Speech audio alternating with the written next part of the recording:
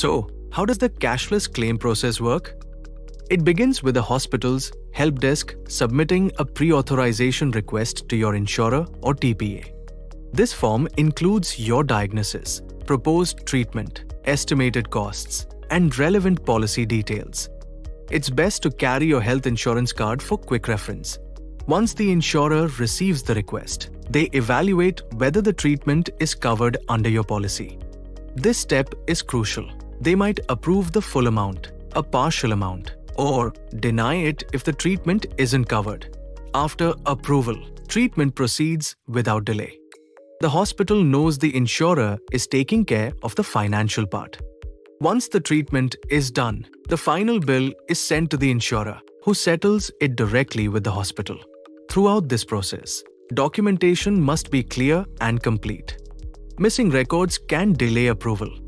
It's also important to inform the hospital early, even during emergency admissions, to start the process on time.